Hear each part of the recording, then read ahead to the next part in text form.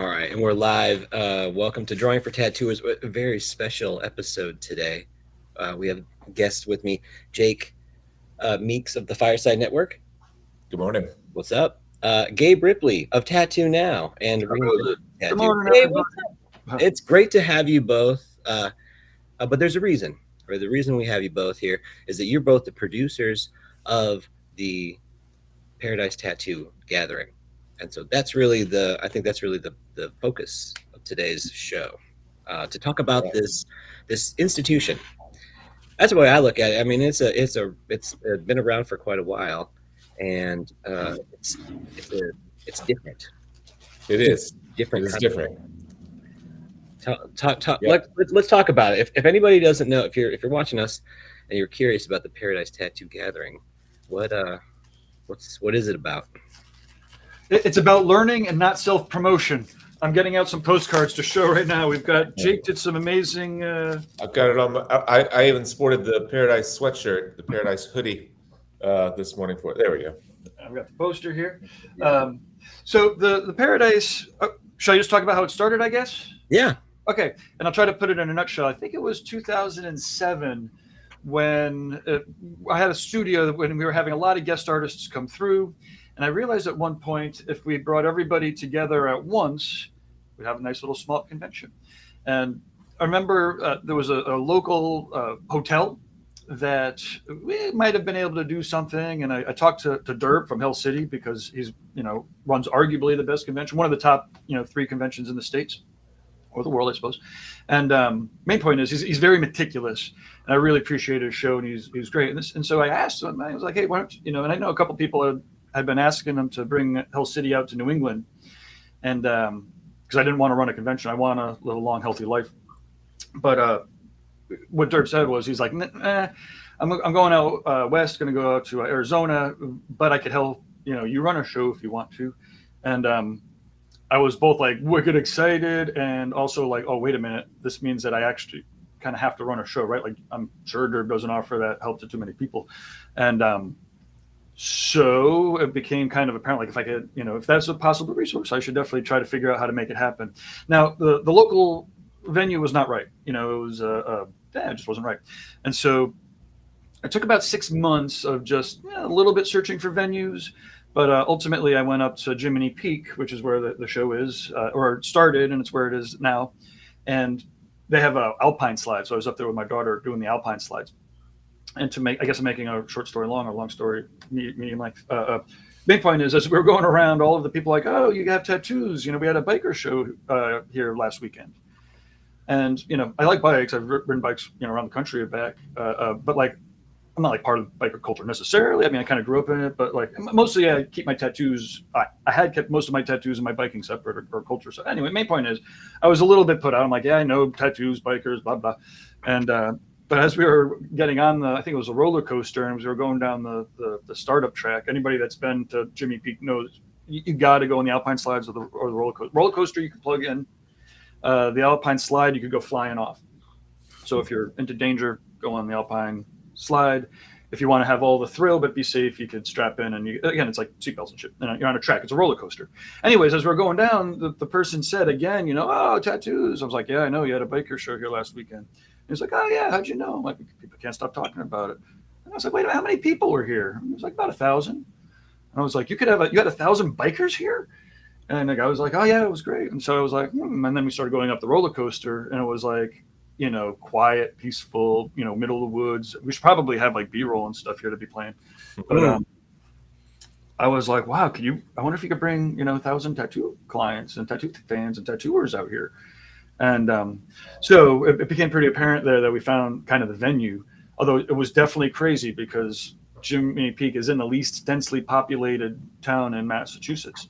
Not necessarily the least population, although it's probably a contender for that, but it's very quiet up there. Very, very, very quiet. So to take the long story and make it shorter and squish it, for that very first year, we had found the venue. My wife teaches infants, and so she uses the environment as a teacher. We could dive into that, but main point is we try to use the environment as a teacher, and Jiminy Peak was a perfect spot. So there's a focus on education and reduction of distractions.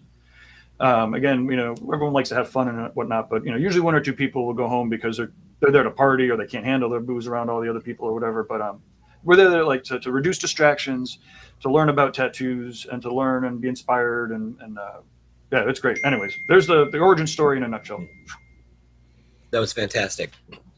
And I'm really glad you shared it, because again, like it's always fun to hear a story that you've heard before, and you can pick up more. There's more details. All right, real quick, just to wrap that up, that very first year, when we took out the field trip into the middle of nowhere, it was like, Joey Cap and Brett from Pulse. I think even Carson from Numa was there, my wife, of course. And it was definitely like we were driving into the middle of nowhere being like, what the fuck? And, but anyways, I have to thank those people for and Derb, again, for really getting it rolling. Derb came out that first year, and, he's been out a couple of times since, but, those first 2 years, he really made sure that we didn't drive a convention off a cliff. And so can't be more thankful to him for helping us, launch it. Anyways, I just wanted to. No, thank you. I think I got the proper shout outs out. It's a lot of work, and it's way out there. So you're right. It's beautiful. It really is beautiful. All right. So that's kind of how it got rolling. But here we are today, 2008 to 2024. That's several years it's been going. Jake, how did you get involved in this? Yeah, by happenstance, really. I think that Paradise probably inadvertently influenced the Fireside Tattoo Network, or what was the Fireside Tats podcast when we first started it. A coworker of mine named Paul Look, old coworker back in 2007, went to what I believe was the very first one. And he came back with workbooks and with it wouldn't have been the first one. Was Guy at the first one? So just for the timeline, we started working on it in 2007. The first one was in 2008. Okay. Guy and like Sean Barber and Bob came out the next year, the second year. So 2009. Okay, so it was 2009 then, because my coworker Paul came back and had learned some stuff from Guy that he was sharing, and I was like, so wait, what is the event? And he explained it more as a tattoo education event. And we had been going to conventions for maybe 10 years at that point, and I had taken a few seminars here and there, but they were few and far between. And so I was like, oh wow, I didn't even know that was a thing, that they did the tattoo education was the thing. And then a few years later, we started Fireside. I wasn't necessarily thinking of Paradise, but I believe it probably had some impact on my decision to start a tattoo education podcast. And so fast forward, Gabe was helping me. I don't know. Gabe and I got to know. I did a guest spot at Off the Map later 2000, maybe 2016, 17, somewhere around there. And Gabe and I started talking at that point, and he ended up helping me with some of our tech stuff with Fireside, and just marketing and on the business side, doing what he does. And then the opportunity arose. COVID hit, so Paradise had taken a few years off. And the opportunity arose. He had already, Gabe, you might have to refresh me. You had paid for the venue before COVID. COVID canceled the show, so you had basically a credit, like, hey, we're going to lose this credit. We need to use the venue. And so that was in 2021, and that's right as the Delta variant had kind of swung back around, and it was going to be a small show. We called it the Paradise BYOB. And just through talking, I was like, well, I'll help with it. That sounds like fun to me. And so in 2021, we did maybe, I don't know, 30, 40 artists. And it was really bare bones, but it gave me a feel. I got to go to Jiminy Peak. It gave me a feel for what the show maybe used to be, it could be. And so that intrigued me. And we did it in 21, talked about it again in 22, and then tried to go more full scale last year. So this year will be my third year kind of partnering on the event, and partnering is loose. I do what I can to help. It's really Gabe's event. He's got it pretty well pinned down. He has all the processes, and I just try to see where I can fit in and help out along the way. But that's my involvement. Well, that's awesome. All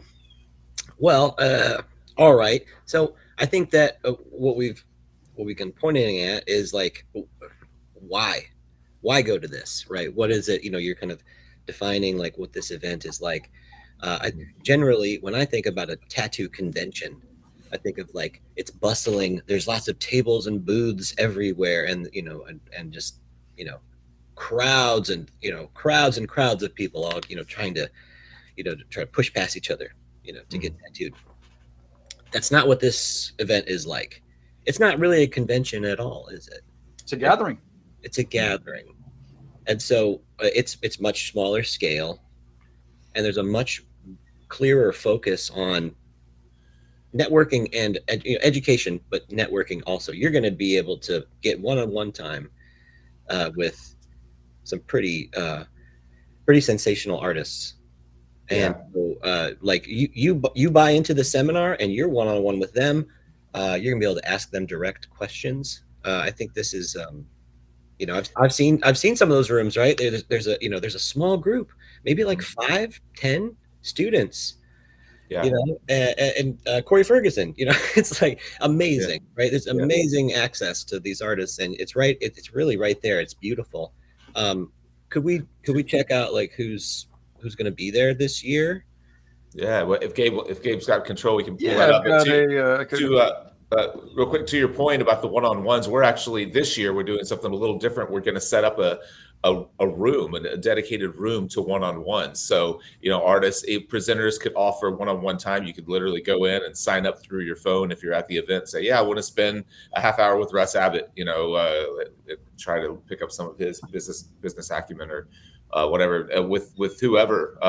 We'll have a dedicated area, so that's going to be pretty exciting. Yeah, absolutely.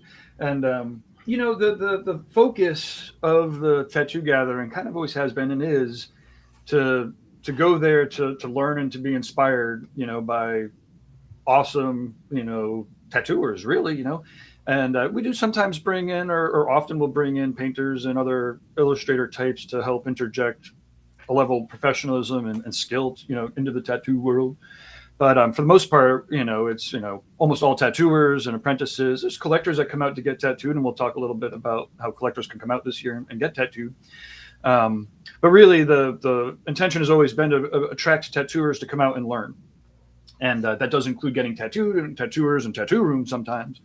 But ultimately, at the end of the day, it's to get into an environment that's as distraction free as possible, so that we could really focus on learning. And it's kind of cheesy to be like the purpose is to have a life changing event, but it happens regularly, right? I mean, it happens. That's if someone is kind of stuck and they're like, I'm looking for a change in my life, it's an excellent spot to find. I'm not saying that you go here and you find it, but it is, no one makes it out to Jiminy Peak or to any of the tattoo gathering, events, by accident, right? You're not like just all of a sudden driving through the woods to a random ski resort and in the off season looking, for anything. There's nobody there that comes up, blah, blah, So the main point is, yeah, I mean, and I used to get stressed out. I was like, oh man, how could I help make this life changing 3 years in a row?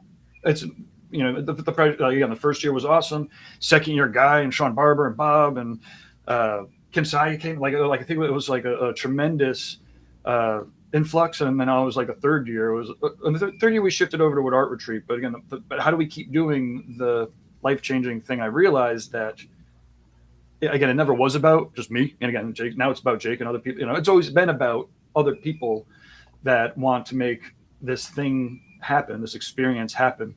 And that's what I realized. I was like, wait, I don't have to actually have the stress of delivering a life-changing experience. I'm just like bringing people out and setting the environment. And if they want to, they can create a life-changing experience together. And if they don't want to, then, they don't. Anyways, main point is, let's get to the schedule here and all the people. Oh, that's exactly it. You're creating the conditions for the possibility of a life-changing experience, right? And then, so this is something that you talk about quite a bit, Gabe, and this is your concept of the two tattooers and Tale of Two Tattooers. And so it's like, do you get out there, right, and like network and experience stuff, experience like the way that other people do things, whether it's just like looking at watching them work or or taking a seminar from them. It just has such a profound impact on you on a long-term scale, right? A real long-term scale, like that you're actually enriching your career, as it were. I don't know. It's easy to stay in your comfort zone, right? I'm not like, part of, for me, when I remember this in the very beginning, even, I was, thinking the impact of the tattoo gathering, the real impact of the tattoo gathering, won't even take place until like 10 years. After 10 shows, then there'll be people that have been tattooing for 6, 7 years who've like every year they're able to, or every other year, they're able to go and immerse themselves in this type of experience and to your point, and have access. You can go to a tattoo convention with a lot of great tattooers, and maybe get tattooed. If you're getting tattooed by them, you could learn a tremendous amount. Like very few other places can you go for 4 days in a row, not even 3, 4 days in a row and learn. Like, again, it's you're definitely going to have more brain overload than you will walk away being like, oh man, I wish I, could experience a little bit more. Well, I have to say that I'm like being there in an off-season ski resort. I'm left with the profound sense that this is like a 1980s movie set. Like we're doing, we're like actually enacting some kind of amazing 1980s movie when we're there. So anyway, after school special territory, the very first year, the very first night, I'm walking back through the hotel. Finally, after like, a year and a half of preparing and doing it and setting it up and, and I'm walking to my hotel room through the hotel, and it like, for one, it completely reeked of weed, which was kind of funny. But as I was hearing the conversations, as I was walking by, it was like everyone was talking about art and painting and tattoos, and everyone's excited. It was like 2:00 in the morning, whatever. But everyone was like, chat, chat, chat. Not everyone. Every second or third, room was people excited, and it was just like an after-school special for sure. Where the people who want to learn about art and be inspired about art are the having a great time. Really, that's all. That's what it's really about, I suppose.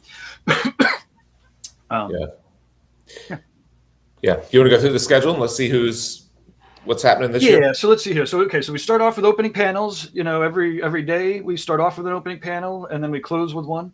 And each day is loosely themed, right? So the first day is kind of like, why are we here? Kind of the essence of spirituality, I guess, if you will, a secular definition of spirituality, if you will. But the main point is like, why tattooing, right? There's things that are very special about it that are completely unique to this art, right?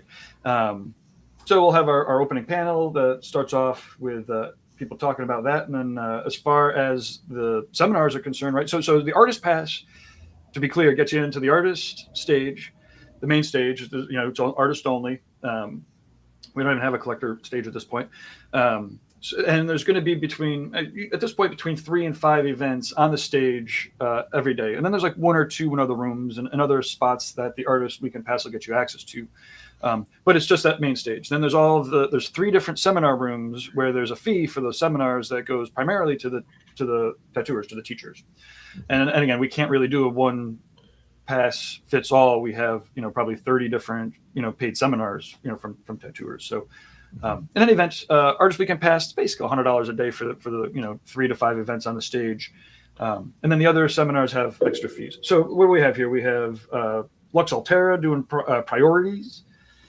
We've got the yoga tattooing, ceremony, ritual, and mindful practices for your workplace. Shug is teaching that one. Really interesting guy, Shug. I met him last time. I really like him a lot.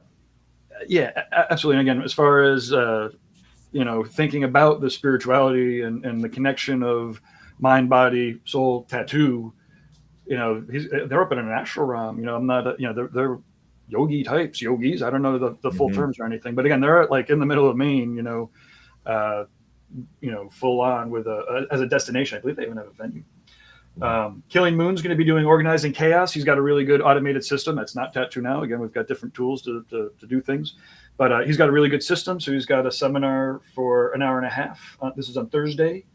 We've got making mandalas on the main stage. So this is included with the artist pass. Corey Ferguson has an app to help create mandalas and such. And I believe it includes probably like a month or certainly a trial. So everyone's like sitting there on the stage, using the app and trying it all out. And Corey's awesome. Like, so, and the app is able to, if you go to the Geometrica Instagram, it's just a lot of tattoos and whatnot created, from the app. Yeah. Did you take his class? I remember you. Well, James, did you? Last year he did a main stage class that was included in the weekend pass, and he did a second day of a private class that was a paid class. Yes. I saw part of the main stage class. I did not see the private one. Yeah, he's doing both. Actually, he tattooed my hand here. Oh, nice. This is probably, might even be 10 years old by now. Oh. And the fingers only got one pass, but everything in here was finished off. It's crazy. It's in there. I'm going to get my other hand. Yeah. My hand feels naked now. Yeah. What else we have? Okay, so we got Procreate 101 for tattoo artists with Jason Lisa. So he hosts a Monday show. It'll be happening today, a couple hours. He's great on the Procreate, and this is a class specifically for tattooer. This is 101, right? So if you're like, I don't know, I don't get it. I've been using Photoshop fucking 30 years, but when I get on Procreate, I can't figure out how to select a fucking square. I don't know what it is. He's going to help you. Or if you're 22 and you're like, hey, I want to get into this, I've got Procreate, I want to know how to do it right, the first time, Jason Lisa will set you up. It's crazy. It's awesome. It was very popular last year. Mm-hmm. Okay, so we've got Andy Chambers. Actually, Jake, do you want to chat about Andy's? Yeah. And Andy was the most popular seminar last year, and he's changing it up a little bit, I think, this year. But his sleeve design, his large scale design process is really, really full of great information that you can implement if you're looking to get into large scale tattooing, or if you're already doing large scale tattooing. He has some ideas on the kind of take the viewer's experience of the tattoo. So thinking about the vantage point of the viewer whenever you're doing layouts for legs and arms and whatever else. And Andy, in my mind, is one of the great illustrative tattooers working today. He does some really beautiful stuff. He's doing a back piece on me that's incredible. And if you're into illustrative tattooing, trying to get into large scale work, you can't miss this workshop. It's really next level. Andy's a great teacher, an incredible tattooer. Yeah, no, 1,000%. And then let's see. Next up, we've got Christy Opal. She's coming out from the West Coast, Portland, I believe. Ex burnt out tattooer, no longer burnt out. So if you're wondering about how to cope with stresses, of tattooing, and as you all know, there's a lot of stress. It's a heavy responsibility. Tattooing is like you're literally marking people, for the rest of their lives. They will remember if you're an asshole, they're going to remember it for the rest of their lives, right? Even if it's a great tattoo. Anyways, she's going to have a great hour and a half presentation with a Q&A about how not to burn out, or if you're burning out, some coping mechanisms and how to get back on the right track.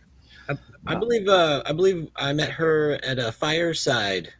A fireside event. Mm-hmm.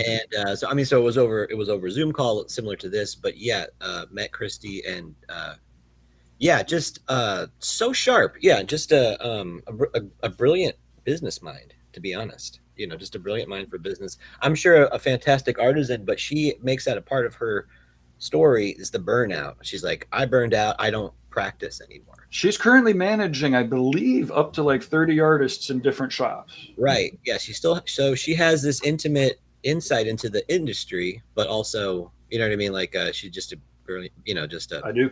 If you're, I couldn't suggest things like that enough. Through my experience, like literally, if you handed me $1 million in cash, I would not manage your tattoo shop for a year, right? Like it's stressful. And again, I managed mine out to that point, right? I'm happy now with those experiences to help others, but like it's if you start dealing with 30 tattooers. Then you just have to really have your communication down, and you could even have the best of intentions, but it's a skill, communicating and when you're really going. And again, and you need to know it even for like 6 artists, right? I mean, ideally, you learn all this stuff when you're just running solo, and you're before you're hiring your first person. Is probably the best time to like really take some of those business classes and mindset classes. I used to joke that my consulting fee would be $1,000 for every year. My initial consulting fee is $1,000 for every year you're in business, right? Like if we're drunk at the bar, I'll tell you everything I know for free. You can implement it right away. It's like the best return on investment. 5 years in, you've got 5 years of problems. 10 years in, I remember the problems I had 10 years in, and I was like, oh man, that's definitely $10,000 problems, And anyways, main point is it's never too late to start taking, mindset and business classes. And it's also never too early. Yeah. And I get a lot of that at Fireside. And speaking of, Kurt world-class clients. Yeah, Kurt is a an Inside Fireside Club superstar. He leads our Friday night drawing groups, and he and I just finished a 3-part series on large scale multi-day sessions. He is a competitive tattooer, for lack of a better term. He travels and tries to take best of show at big events, at well-known shows like Gabe was just talking about, Derv's Hell City event. He's at events of that scale, working on the same client for 3 days and entering 3-day projects and best of show, and that's kind of his game that he plays. And there's there are more and more tattooers who are doing that. And so while we're not going to talk too much about, or while Kurt isn't going to present on the competition aspect at Paradise, he's going to speak to getting those types of clients that are dedicated 3-day clients, and also how to manage them over 3-day projects.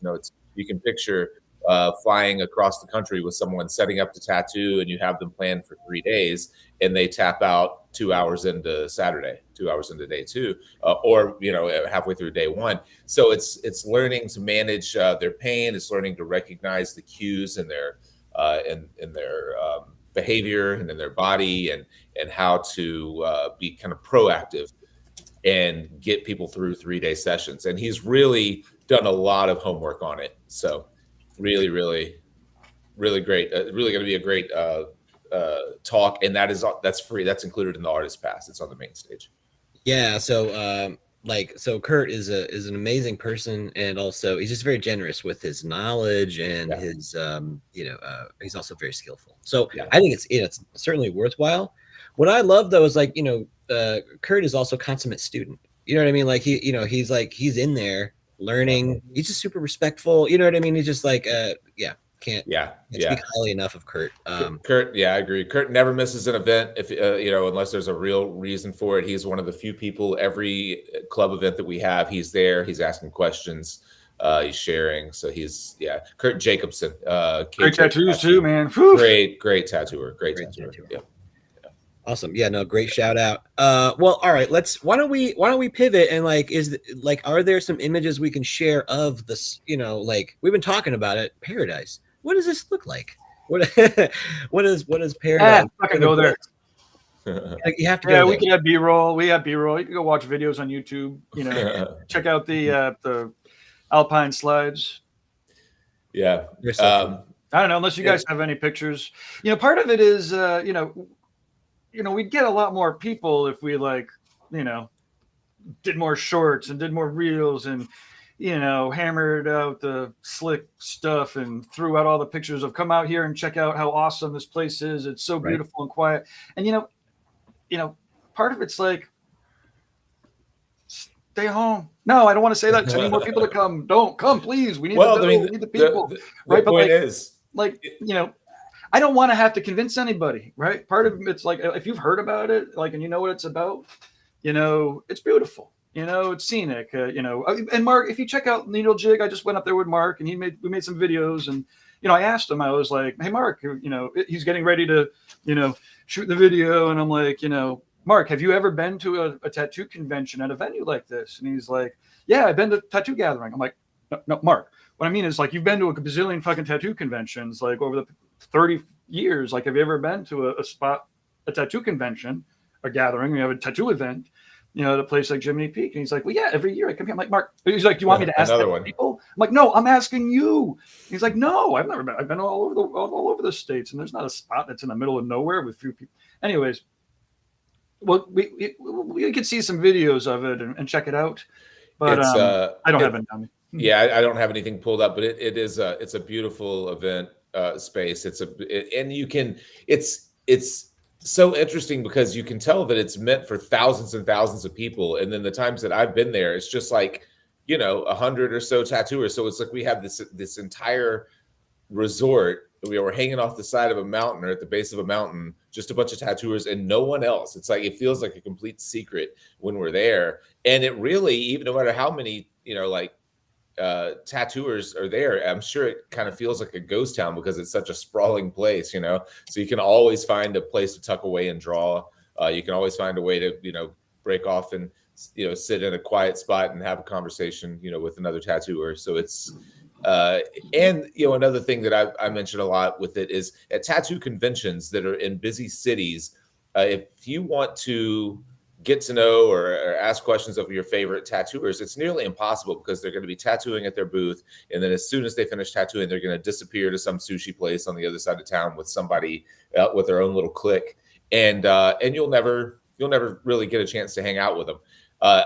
At Paradise, they're all kind of stuck on the mountain with you. So you're going to run into them. There's only a couple of places to get food, so you're gonna have time to get to know your favorite tattooer, folks that you probably wouldn't have a chance to get to know at a big show like Hell City. Okay, load me up here. Let me screen share. You got it. You have got it. Let's replace with here. All the inspiration and all of the and then go ahead and share. Go ahead and share again. I am sharing. Oh no, hit it one more time. So I can't hit it one more time. I'm on the sidebar. Yes, got it. All right. Okay. Cool. So despite everything, this is it, right?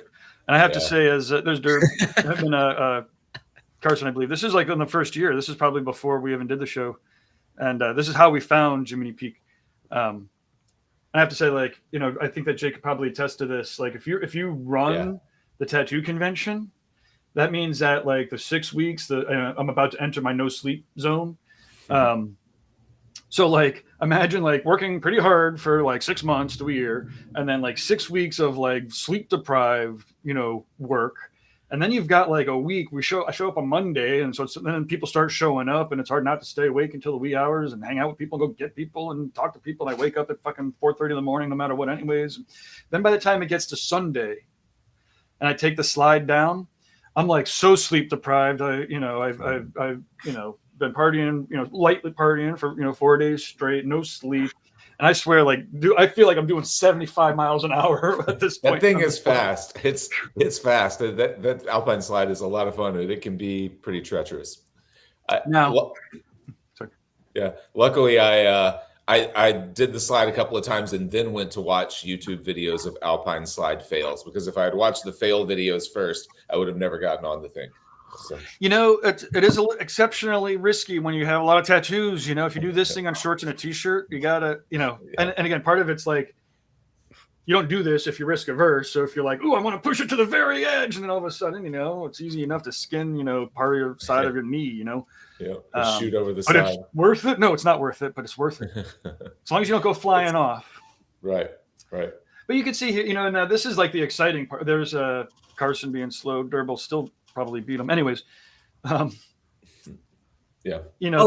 can control how fast it goes a little bit, right? There's a little bit of a break. Yeah, there's a break. On the slides you can. On both of them you can. Yeah, absolutely. Yeah, just a little bit. Yeah, there's a little bit of control, but it is a lot of fun. You can kind of get little peeks of the venue in this video as it's coming down. Like, there you go. There's a hotel room. Yeah, no, it is. It is a beautiful mountain resort. And you're up there. It really is. It really is. Do we want to hit a couple more of the big? We don't have to go through all the seminars, but do we want to hit a few more of the big kind of seminars that are happening? Just so folks can see who's going to be there, because we really do have a star-studded kind of cast this year.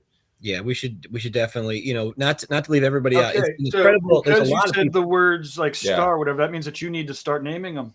I'm not going to name the highlights and leave anyone out. Well, all right. Well, I just thought we would pull the schedule back up. We can't go through 30 more people. Okay, I'll pull it up. But let's. All right. So first, somebody that comes to mind. Steve Butcher is coming this year. That's correct? That's correct. And so he is tattooing. He's tattooing and teaching a seminar. If we can, I don't know what his seminar is called. Sunday. Give me a second. I'll fire it up here. Okay, great. So he's coming over, and you can. There's still room. You can get into the seminar. You could get into. Oh yeah. Does he have clients lined up already, or could you get a Steve Butcher tattoo? I don't know reach out to him if you want to get a Steve Butcher tattoo. I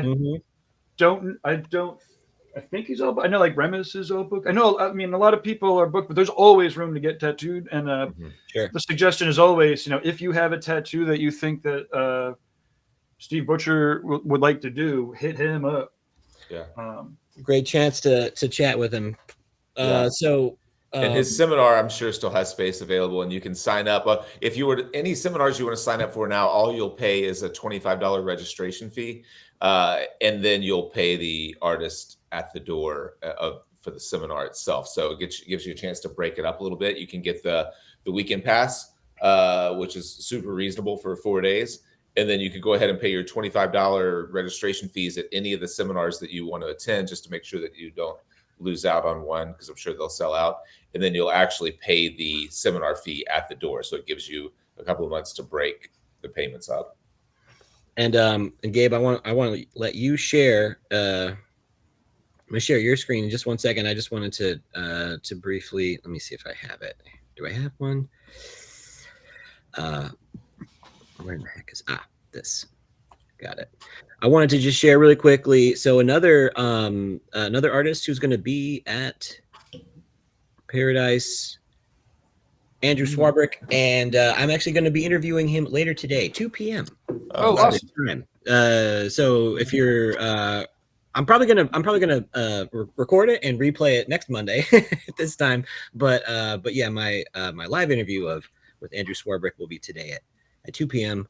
Eastern, and he has a seminar he's also teaching, and so he's coming all the way from New Zealand. Take his seminar. It's going to be on painting. So there's a whole painting track. You know what I mean? I got his thing up. Let's let you. I'll stop sharing, Gabe. You go ahead and hit yours again, or let's see. Maybe I gotta. Yeah, you gotta just turn it on. All right, I got you. And so his is only 50 fucking bucks. Oh my god. He's coming from New Zealand. 50 bucks. Yeah. To do speed painting. 2 hours.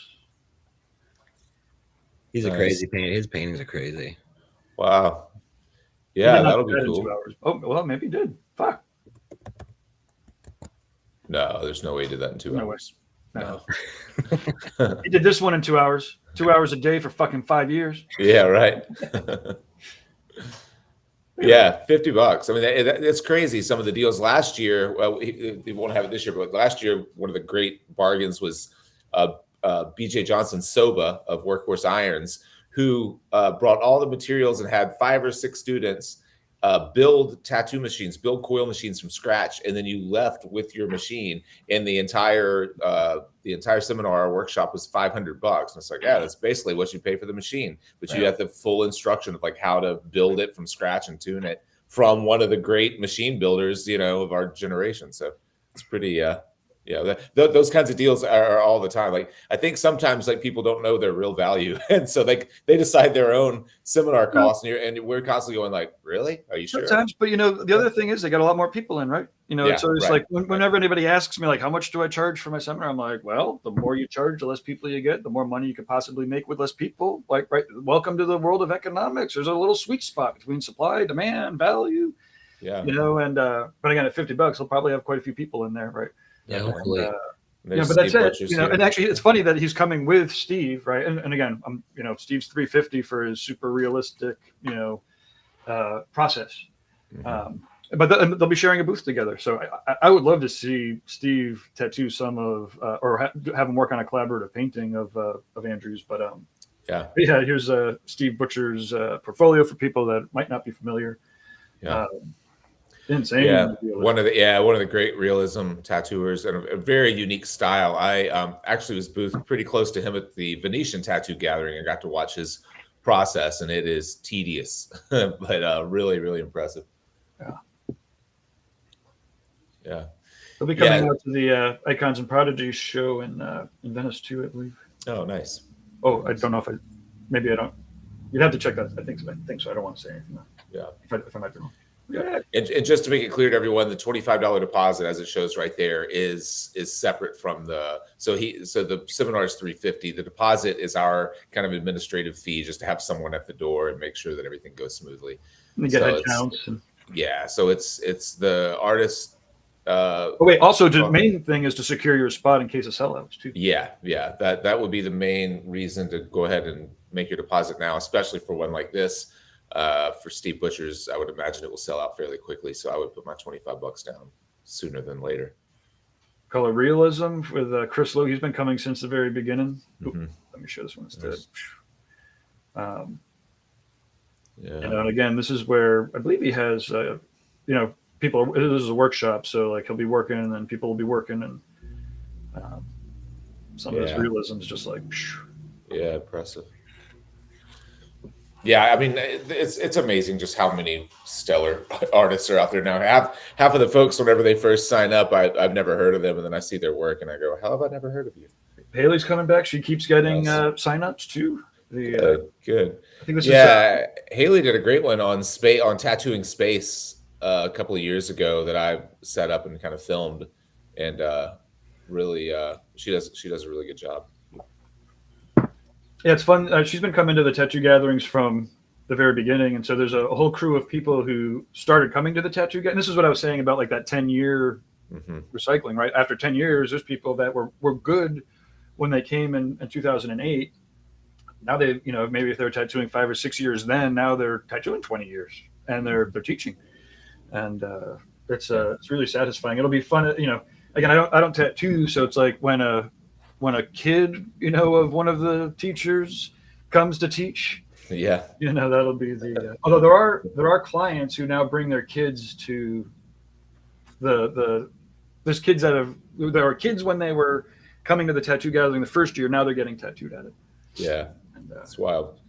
That's the way it goes. But to your point earlier, the kind of the evolution of the people that we're trying to help or assist, like the younger tattooers, we try to attract apprentices and beginning tattooers to kind of get them off on the right foot, and that's the way that we started with Fireside in 2013, just trying to help beginners mostly. And then you fast forward, and it's been 12 or 13 years since those early episodes, and some of those tattooers are stellar, and they credit Fireside with part of their like upbringing. Same thing with Paradise. They're like, "Oh, Paradise changed my life," and you're like, "Well, now they're rock star tattooers. Back then they were just beginners, and that time flies. A little bit of your internet mojo my way, please, just a little." Right. This is so I would really just love to throw this this hot question out there, right? Like, what about tattoo education? Like, what is the state of this? What is the state of tattoo education in Funny tattoo? You ask. The Sunday opening panel is going to be all about the state of and future of tattoo education, moderated by Alex DePasse, who arguably runs the most respected tattoo university track. Or again, it's in Italian, so I don't necessarily understand, and I'm not an education person, but I know that Alex has a legitimate university track inside of a legitimate Italian university, I believe. I don't know. Again, but the main point is, after the entrance, and I think it takes 2 years ish. I guess we'll talk to him about it, but he brings in real teachers. It's crazy. Anyways, and we'll have a whole panel of leading tattoo educators who, again, some people who've taken some good hits for, leading the way in tattoo education. Mm-hmm. Maybe we could get Guy on that one. That would be preferable, because he took a lot of hit. When you first came out with Reinventing the Tattoo, there was a lot of backlash. Imagine that. Isn't that kind of funny to think about? Yeah. Like 25 years ago, people were like, "Oh, that new school guy Aitchison teaching people." Gave him a lot of shit, huh? Yeah. I mean, everyone who got into tattoo education earlier on really felt it, and now there are events like what we're doing. They're full-on tattoo schools or universities, like what Alex DePasse are doing. And then there are really high-level tattooers who are just simply streaming their tattoo process on Twitch and answering questions, or are offering private groups at their home studios. So it's like it's become there are dozens of ways that people are sharing their information now, and it's pretty wild to think how quickly it evolved. Just 10 years ago, we were really getting a lot of pushback for anything technical that we shared. And it's why Fireside really is focused on drawing so much, because you can translate it, but you're kind of forced to make the jump from drawing to tattooing. But on the rare occasion that we would put out something technical, we would get, this is 10 years ago or more, we would get a ton of interaction, but we would get the most kind of hate from those as well. So there was a real kind of butting of heads for quite a while. I feel like it's difficult nowadays. I think that the level of sharing has got to a point where the naysayers are just drowned out for the most part. Not that the comments aren't still out there; they're just overwhelmed. They're buried in all the positive comments. So. I mean, it's not a normal art, right? Like there's a responsibility to poking holes in people that'll be there, with marks that'll be there until they're dead, right? There's a level of responsibility that's greater than just say painting, obviously. That said, there's a client for everybody, and some clients don't give a shit who tattoos them. They just want something for cheap or free.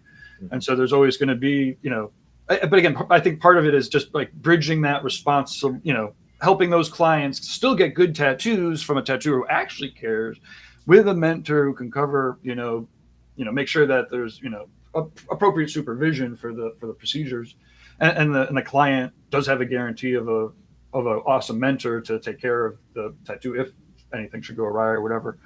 But on the other hand, there's it's hard to, there's a lot of shit out there, obviously, but it's hard to fault education. Like how do you go wrong with that?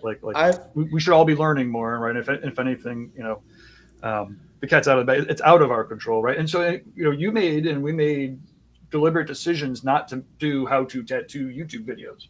And if we did, there'd be millions of eyeballs on our videos as opposed to the other tattooers who just straight up. Well, there are a lot of those channels out there now that are strictly how to channels, and you see the popularity there. There's a huge demand for it, and I think kind of the mindset that I've tried to adopt, although I'm not one of those that's ever wanted to teach tattooing on YouTube or anything, but I think the important thing is, we use terms like scratcher or kitchen magician or whatever. There's no one that's doing this that wants to be crappy at it and wants to be made fun of and wants to be known as a scratcher. No matter what your level is, your goal is to be a good tattooer. No one's like, that's good enough, in my living room here. Good enough. I'm making $30 here, $30 there.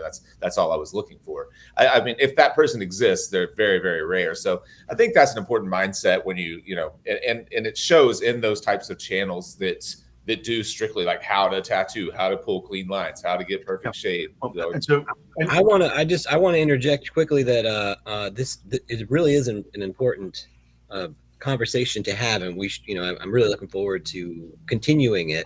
The thing that occurs to me is that there seems to be the biggest pushback or a lot of animosity or mistrust in the entrance, right? How do you enter the field of tattooing, right? So we're talking about education, and in most cases we're almost kind of speaking about continuing education.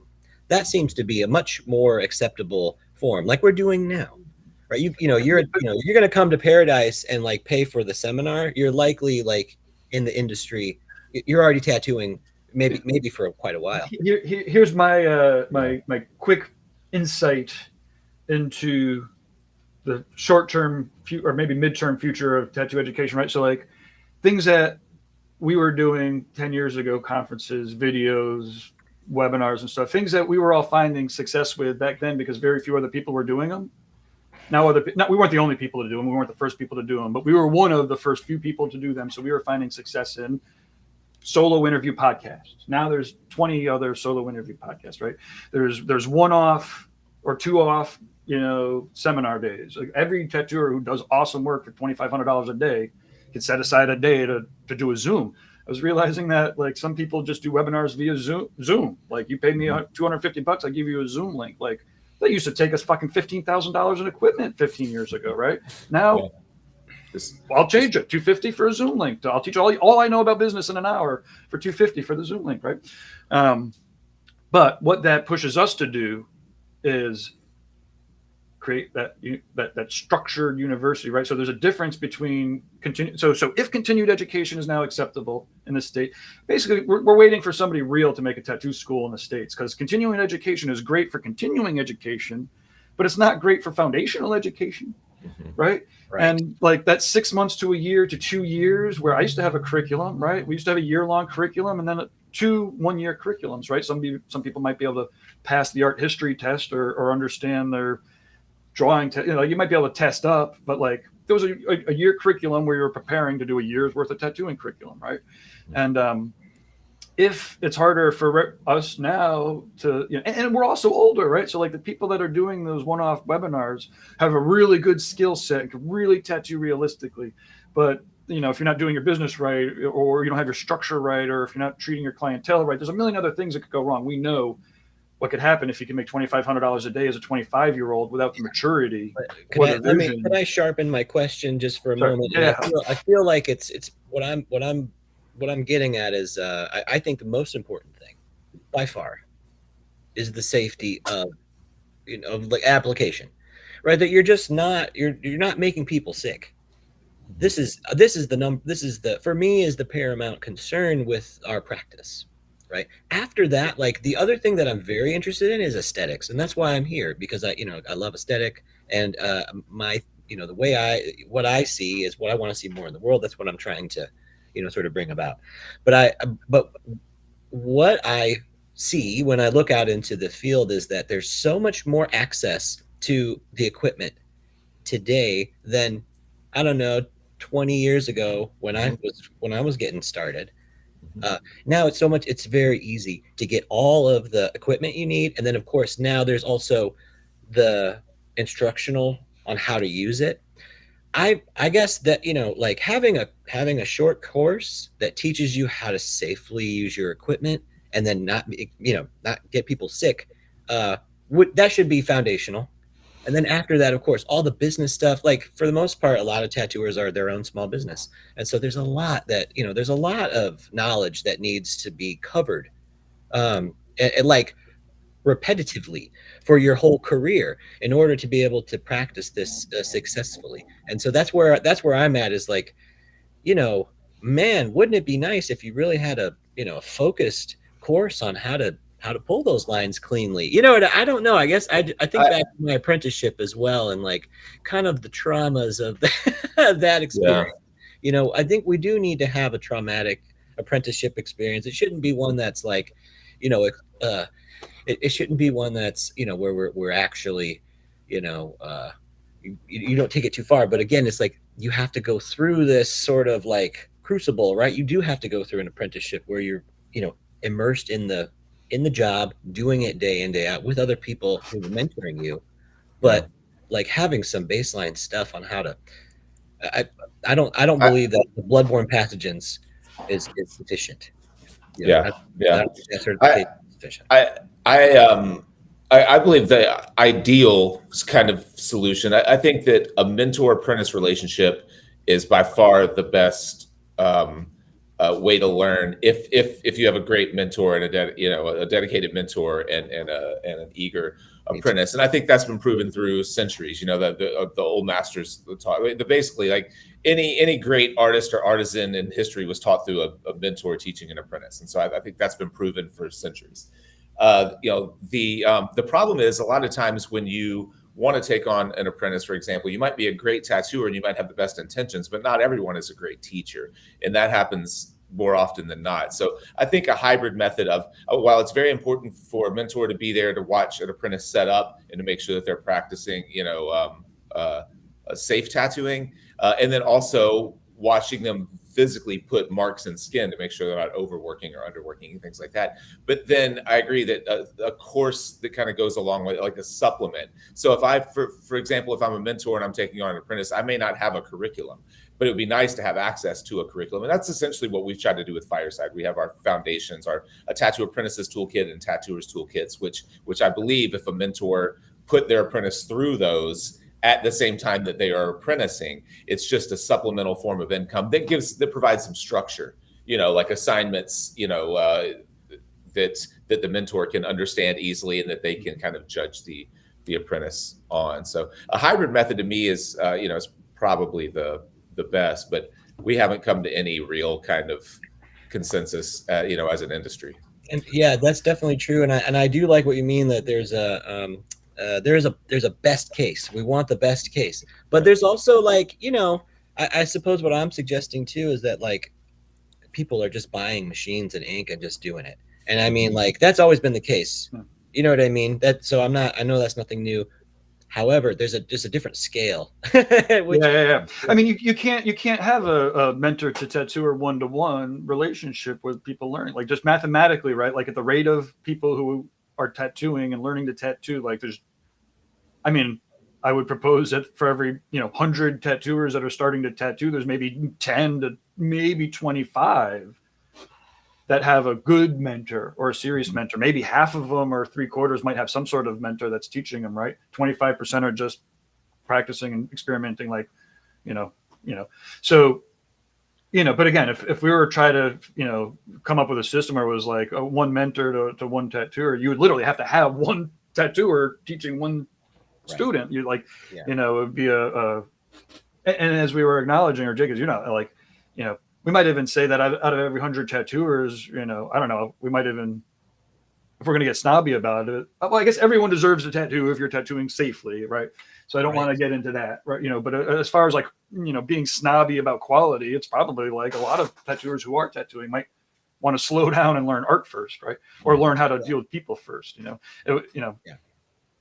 That's what's great about this. No, that's what's great about that's our focus, and that's what we're generally sort of like interested in. And we talk about that a lot. That's philosophy of how do you view your client, and it really should be one, where you're cultivating that person, right? That your client is actually your product, and so it ends up becoming this, I think a relationship that you would sort of foster. But again, this has been so interesting, sort of trying to tease out like I think some of the cracks, right? Some of the sort of like these tensions that we have, because here you are, you're having a tattoo gathering, you're having some huge names from the industry who care enough about this, right? And they're coming, and they're going to be sharing their knowledge. There's going to be a lot of educating that's going to be happening. I want to mention too that the Alliance of Professional Tattooists will be there. I'm a member, and Caroline Evans will also be there. Who you're in there, right, Jake? Yeah, I am. Yeah. Well, basically, what you outlined as far as like your position on the mentor, like so master tattooist and an apprenticeship. That's the APT's line as well. Like that's what we want to see. But I think we are having conversations, especially about that. There's really, for me, I think they're interesting, schools out there where people are like, they're having students practice on the fake skins. They're teaching them some basic sort of, some basic safety sort of features. And so for me, it's like, well, maybe this is better than nothing. It's almost like safe sex, like sex education class in high school. You know what I mean? It's like, a lot of conservatives would be like, oh, they're all up in arms about learning, safe sex. But here's like safe tattooing. Maybe we should just learn it. Even if these people, if they just have an interest and they want to do it and they want to spend a couple bucks and like go through the experience of doing it. Again, you can't promise anybody a career, but that's the nature of going to school in the first place. There's no promise of anything, just the potential for, like for this life-changing opportunity. And I think there's no shortage of great tattoo education content out there. It's just a lack of curation at this point. And so if with the APT, for example, if that would be the perfect organization to try to curate using all of the resources that are out there and tease out the very best stuff. And I'd be happy to be a part of that. I think that's something that would be really useful. Well, just signed yourself up for an hour a week. You just signed yourself up. No, I think that's the APT is we really want to have our next annual gathering at the tattoo gathering. So great. Yeah. You heard it here first. It's official. James Wisdom said it. No, just joking. I know. Yeah, I know. Well, we're actively trying to get that facilitated. And I think it's like, there are really, they're really historic figures who are still alive and in it. Yeah. And you'll be able to hang out with them. You'll be able to meet up with them. And I think that's actually kind of it's probably another deep dive podcast, or maybe not, but the APT, it's awesome. Like the evolution and the recent, new blood, if you will, in the last couple of years. Although again, they were extremely important for, the 30 years before that to make sure that at the least everyone was being safe.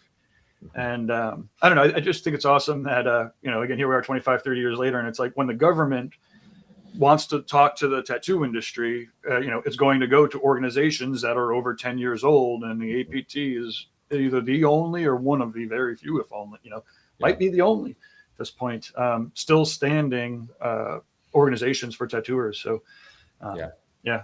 Jake, you got to get in those meetings more. Yeah. I'll make a point, because I would like to be involved in especially in the tattoo education side of it, because I think there's some great opportunities, and there's so much great information out there.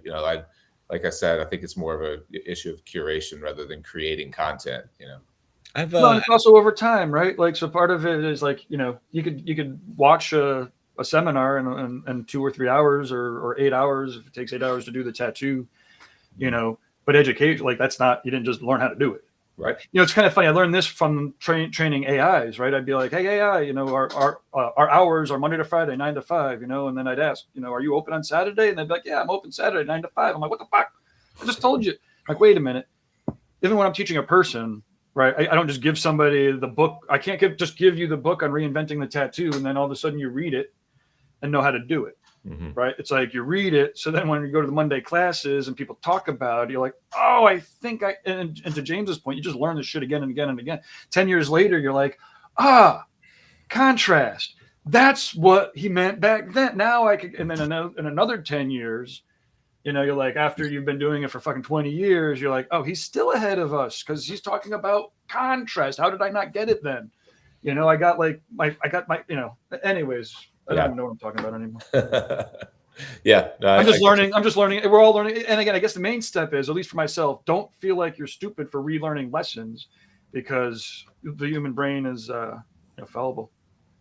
Some of my favorite teachers run podcasts that I listen to, and I hear them repeat the same stuff over and over. And it's because they have new viewers or listeners all the time, I know. But I listen to it over and over, and I know what they're going to say, and I never turn it off because I just need to hear it over and over.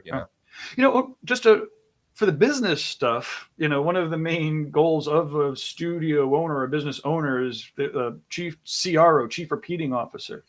The best CEOs really just go around and communicate mission values process, right? I mean, actually, the operations officer probably does the process, right? Like, the visionary CEO is just like, I want to see tattoos leave the longest lasting positive impact on humanity possible. Sound fucking crazy? Sure, go somewhere else. If you want to help tattoos leave the longest lasting positive impact you can on humanity, you might make it out to paradise. See if you can do it. Yeah. Good point. Yeah.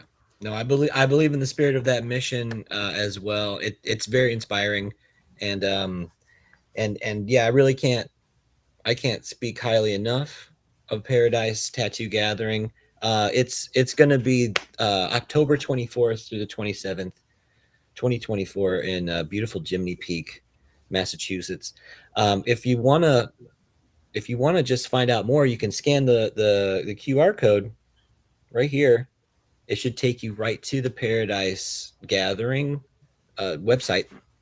There you can purchase all of your necessary passes, everything that you would need to be able to go and enjoy this event. So there's even like you give tips on traveling and stuff as well, right? So because it's out there. More and more stuff coming. We can close out with let's close out. The Vapors of Morphine. Oh yeah, they play Saturday night. This will be the third year that Vapors of Morphine have played. If you guys are old like us, you might remember the band Morphine from the 90s. This is most of those members. Or at least saxophone player now. Everyone else. I'm speaking more and more of them, but they're incredible. I don't know if it's if you're playing it, we can't hear. I'm not playing it, but I am screen sharing it. Yeah, it's not. Let me know when to start. You seen it? Oh, yeah, go ahead and play it. If it's just Here we go.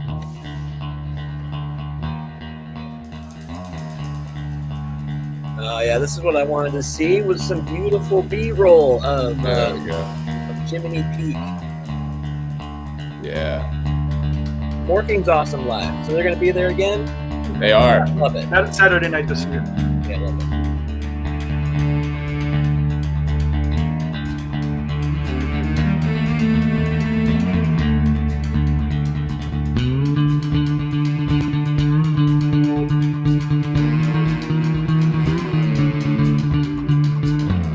The bar, right? It's such a cool bar. Yeah, such a cool bar. I'm serious. It really is an 80s movie. I'm sorry. Well, There's a man I want to see. I just wanted to thank you both so much for coming on and for talking about Paradise and promoting it. I really hope that if you're watching this, you probably already know about Paradise, but if this is your first time, check it out. Check it out. Yeah, please check it out. It may be just what you're looking for. Yeah, you'll leave refreshed. You'll leave a better artist than you came, and you'll leave with new friends. You know, that's the one of the great things, the relationships that happen there. Well, it is the conditions of possibility for a life-changing event, and so you both, it's a labor of love. You both, put on, do a lot of work to make sure that it goes off smoothly. So I want to. Unless you're an asshole, then it's not very life-changing. Well, then it'll be like. There's I think that's the possibilities for the best are also the possibilities for the worst, right? If you can go anywhere and be a jerk, you have that freedom, right? It is nuts though. Somebody says something, racist, sexist, misogynist, they'll get like, a shitload of dirty looks. If they do it twice, then they get the boot. Fuck you, get out. They're gonna kick you off the mountain. You're kicked off the mountain. So, Sweet. Yeah. Well, thanks for having us and giving us the chance to talk about it. I hope we can change some lives this October. Should be a lot of fun. No, I'm sure that we will. And so anyway, this has been Drawing for Tattooers. Join me later on this afternoon for my live conversation with Andrew Strawbridge. But yeah, if it's 9 a.m. Eastern on the it's a time for drawing. So anyway, happy drawing, everybody. And we'll see you next stream. Thanks, Guy. Thanks, Gabe. Thanks, Jake. We appreciate everything you guys do. All right? Yeah, thank you. Good to see you.